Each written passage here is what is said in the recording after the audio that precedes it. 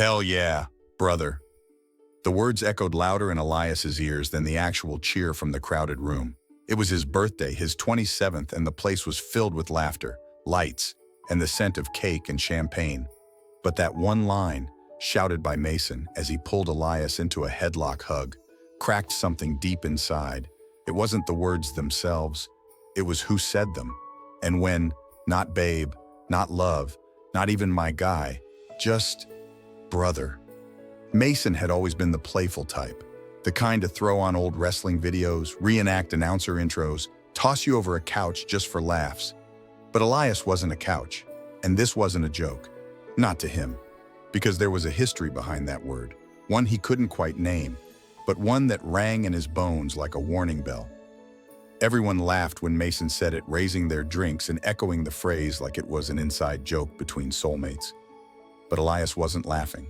He stood there, frozen in the warmth of Mason's arm, wondering why his chest suddenly felt hollow, why, at his own birthday party, with the man he loved beside him, he felt like he didn't belong in the picture. He brushed it off, of course, smiled, made a joke, took another sip of champagne, told himself he was being sensitive. Mason had a weird sense of humor, this was just him being him. But that night, long after the guests had left and the lights had dimmed, Elias lay awake, staring at the ceiling while Mason snored beside him. "Brother," he whispered into the dark, not in anger, in confusion. It wasn't the first time Mason had said something strange. There had been moments, little pauses, distant glances when Elias mentioned his adoption, or birthdays, or childhood photos he didn't have.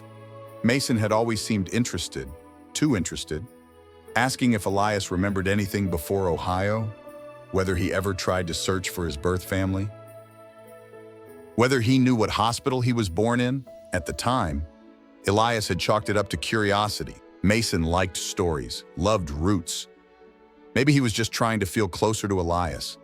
But now that word brother made every other question feel like a breadcrumb he'd missed. Still, Elias didn't confront him. He told himself the moment would pass, that it wasn't worth ruining what they had. Mason had been his anchor during some of the hardest moments, moving across states, losing his job, coming out again to conservative co-workers. Mason had held his hand through it all. So Elias decided to hold his tongue, but something had shifted. From that day forward, he found himself watching Mason more closely, not with suspicion, with longing, a longing for something to make sense. Why did he always feel like there was a wall between them? Even in their most intimate moments, why did Mason avoid conversations about the future?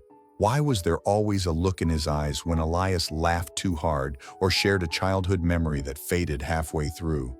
They had a good life. A quiet apartment filled with secondhand furniture and mismatched coffee mugs. Mason's guitar sat in the corner, dusty from disuse. Elias's books filled the shelves.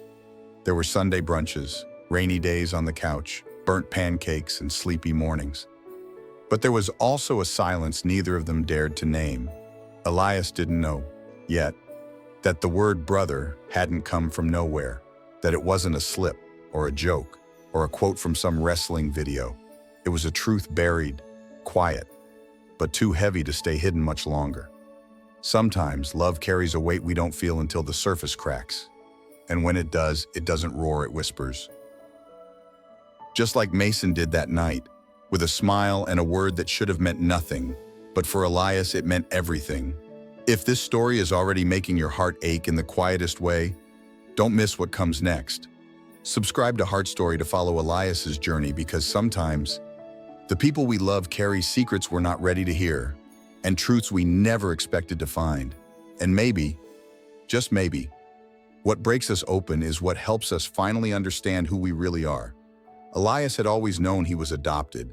It was never a secret, only a quiet fact tucked into family conversations like a piece of background furniture present, acknowledged, but never truly explored. "You were a gift," his mother would say, brushing his hair when he was small, a blessing from someone we never met.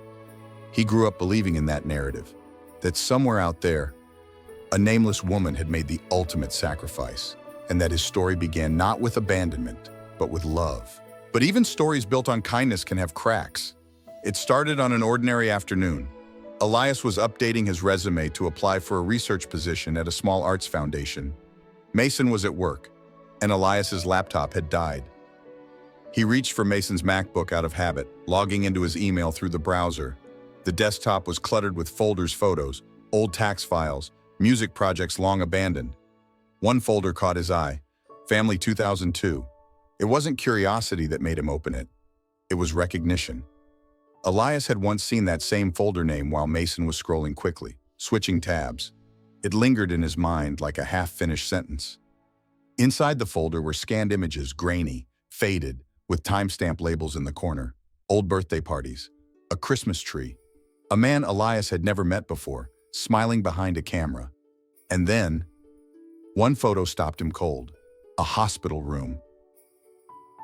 A boy around 10, with messy dark brown hair and eyes Elias knew too well, holding a newborn wrapped in a soft blue blanket. The boy looked proud, his smile toothy and lopsided. The baby's face was round and pink, eyes barely open. The file name was simple, Mason and baby Elias. The room blurred, the light changed. Elias felt something ancient stir in his chest. He hadn't told Mason the exact year he was born, had never shared baby photos, he didn't have any. His adoptive parents had only ever given him one image, a passport photo from when he was 3. His name was not uncommon, but his birth year, his adoption story. And now this image, this impossible photo felt too close, too precise. His fingers hovered above the trackpad, then clicked to enlarge the image. And there it was, the tiny scar above the baby's eyebrow, the one Elias had always had, but no one could explain. He backed away from the desk like it had burned him. The silence in the room grew loud. Questions circled his head faster than he could answer them. Why did Mason have this photo? Where had it come from? Why had he never shown it? The door creaked. Elias turned quickly, but no one was there. It was just his own breath, fast and uneven. His own reflection in the darkened laptop screen, staring back like a stranger.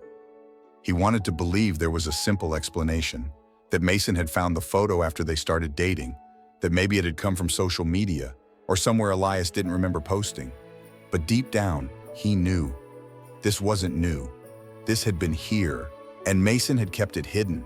The betrayal wasn't sharp, it was slow, creeping. Like discovering a room in your house that had been locked your whole life and realizing someone else had been inside all along. Elias didn't close the folder. He didn't delete the file. He just walked to the window, pulled the curtains aside, and stared out at the quiet street. The world looked the same. But his world had shifted, and he knew the next time he looked Mason in the eye, he wouldn't be able to pretend anymore, because some truths don't explode. They sit there silent, waiting until you finally see them for what they are. The photo sat between them like a lit fuse. Elias had printed it out not because he needed proof, but because he couldn't bring himself to say the words. He placed it gently on the table between 2 mugs of untouched tea. The silence in the apartment felt heavier than any argument they'd ever had. Mason stared at it, lips parted, expression unreadable. His fingers trembled as they brushed the corner of the image. "I know," he finally said, quiet, flat, as if the weight of the truth had been sitting on his chest for years and now had nowhere left to hide. Elias waited. There was nothing to say, nothing to accuse, just the photo, a baby, barely days old, curled beside a boy with bright eyes and familiar dimples, a date scribbled in blue ink, a year that matched Elias's birth certificate, a name that should never have belonged in the same caption. Mason didn't look up. He ran his thumb along the bottom of the picture like he'd done it before, like he knew every pixel, every curve of that infant face.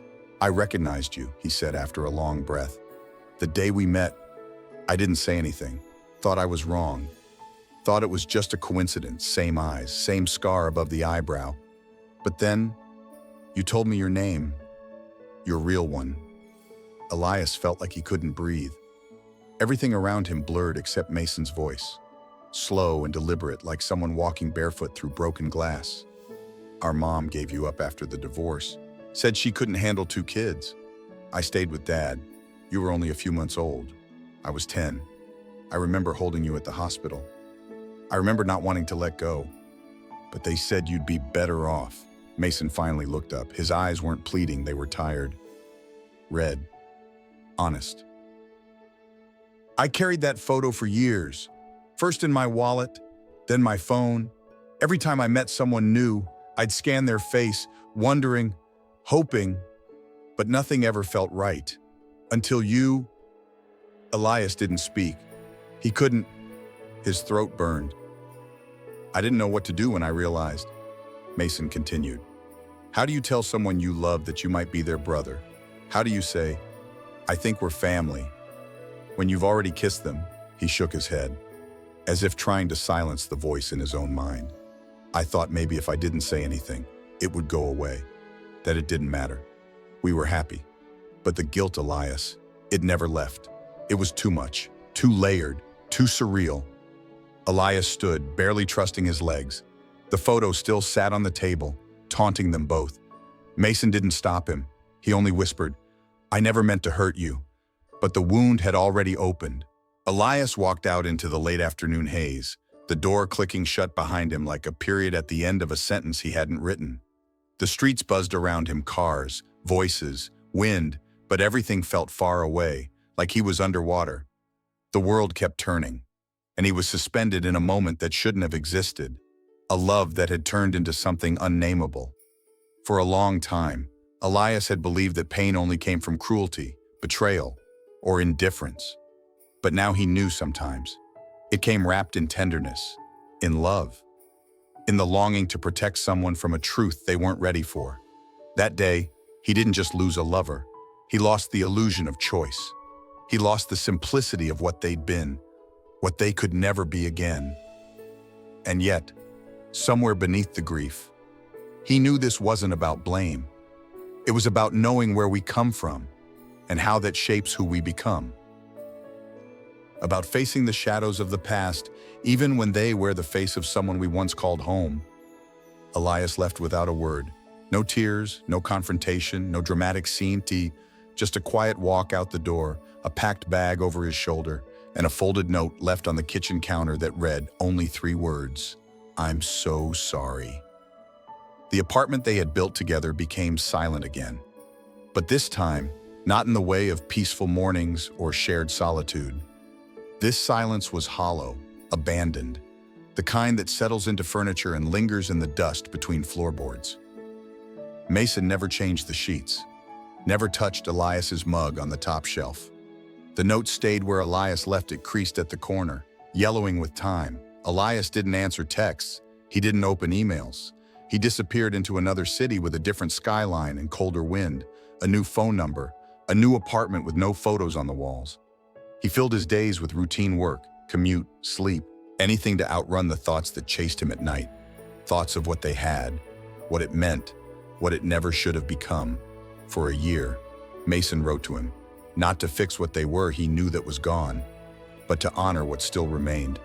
In every message, he stripped away the awkwardness, the guilt, the self-defense. What he sent wasn't love letters. They were the kind of notes a brother writes to the one he thought he'd never see again. Small things like a childhood memory he suddenly remembered, or updates about the neighborhood, or simply, I hope you're safe. Elias never replied, but he read every single one. He'd moved on the surface, new address, new job, even started therapy on the advice of a coworker who noticed how quiet he'd become. But inside, something in him stayed suspended. He couldn't bring himself to start another relationship. Couldn't bear to be touched without remembering how it once felt to be held by someone whose arms had once meant home, until they didn't. And then, one afternoon in early June, a letter arrived, handwritten. The paper trembled in his hands even before he opened it. The return address had no name, just a house in a small Ohio town. But the handwriting struck something old in him, like a voice he'd forgotten he once heard. Inside was a note, careful, hesitant, but filled with a kind of sorrow that had waited too long to speak. I am your mother. It began. The words unraveled what was left of Elias's composure. She spoke of the past, the decision to give him up after the divorce, the impossible choice of raising 2 children alone, the guilt that shadowed every birthday, every Christmas. She had followed his life from afar, through adoption updates, old news articles, and later, through Mason. She said she'd always hoped to meet him again but had been too ashamed to reach out. The letter ended simply, "If you can forgive me, come home for dinner. Just one, both of you." Elias sat with the letter for hours, not moving, not crying, just breathing. He didn't know what forgiveness meant yet, didn't know if healing could happen over a single meal. But he knew one thing: some wounds don't ask to be erased. They ask to be carried with care, not to forget, but to understand. And sometimes, the path back to ourselves begins not with a reunion, but with a reckoning, a recognition that broken pieces, when held with love and honesty, can still form something whole. Not what it once was, but something new, shaped by truth instead of fear. Mason waited at the station, his hands tucked into the sleeves of an old Navy jacket Elias had once teased him about, called it a dad coat, too long and too stiff. But Mason wore it anyway, because it still smelled faintly of sage and eucalyptus, the scent Elias used to keep in their old apartment. That apartment no longer belonged to them, and perhaps it never fully had. It was late afternoon. The sun leaned against the windows, casting shadows that stretched across the tiled floor. Mason had arrived early, not wanting to risk missing him. He hadn't brought flowers or gifts, only himself, because today wasn't about rebuilding what they once had. It was about making space for what they could still become. And then he saw him.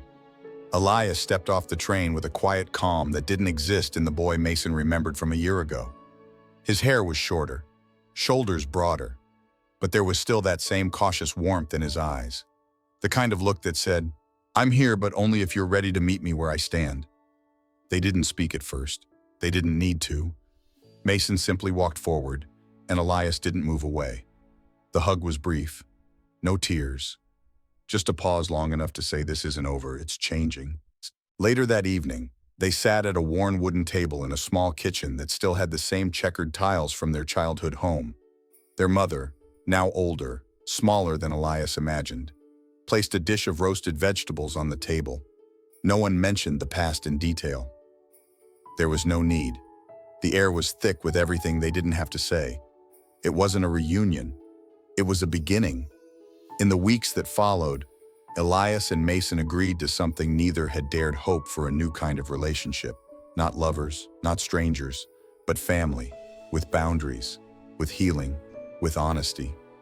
They started therapy together, not to forget, but to understand, to navigate the memories that didn't fit neatly into categories of right or wrong.